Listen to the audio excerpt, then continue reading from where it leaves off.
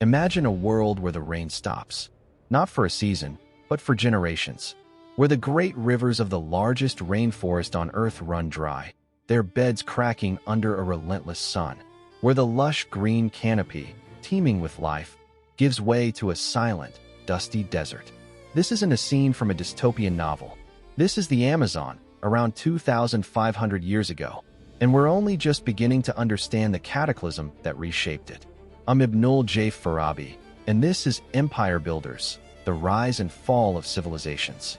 For a long time, the dominant narrative was one of a pristine, untouched wilderness. But as any engineer knows, the ground beneath our feet holds the real data, and new evidence, literally unearthed from the Amazonian soil, is forcing a dramatic rewrite. We're talking about a civilization-scale collapse so profound, it's been dubbed the Great Dying. The story starts with what we thought we knew. Early European accounts spoke of complex societies along the riverbanks. But the idea of large, interconnected cities deep in the jungle seemed impossible. The soil was too poor. That changed with the discovery of terra preta, dark earth.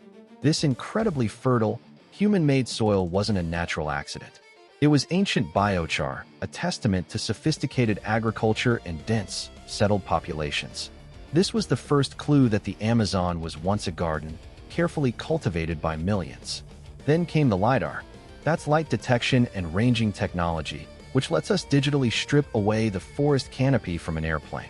What it revealed in places like the Bolivian Llanos de Mojos and the Brazilian Amazon is staggering. Vast networks of causeways, enormous geometric earthworks, ceremonial centers, and what can only be described as garden cities. We're looking at the infrastructure of a major civilization, one that rivaled contemporary societies anywhere on the globe. So what happened to them? This is where the latest science gets chilling. Researchers are piecing together a perfect storm.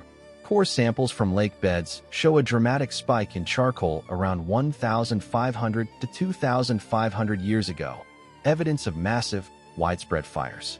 Pollen records show forest species abruptly disappearing, replaced by grasses and pioneer plants.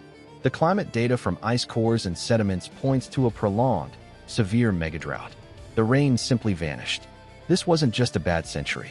This was a climatic regime shift that likely lasted for hundreds of years.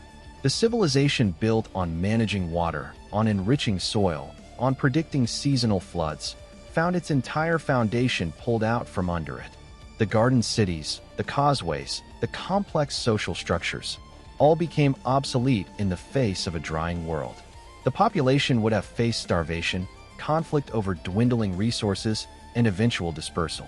The forest, in time, crept back over the ruins, burying one of humanity's great experiments. There's a profound and unsettling reflection here. This Amazonian civilization was, in many ways, a brilliant adaptation to its environment.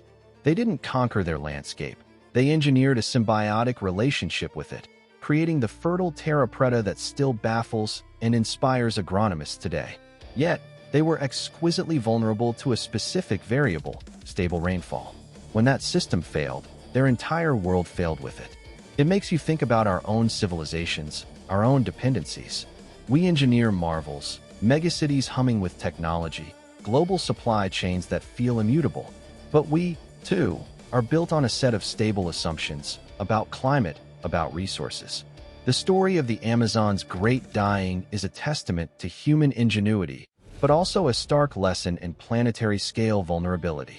It reminds us that empires are not just built on stone and steel, but on the delicate, shifting balance of the world itself. For Empire Builders, I'm Ibnul J. Farabi. This episode was produced by Light Knot Studios. Find more of our narrative history documentaries at https://www.lightknotstudios.com.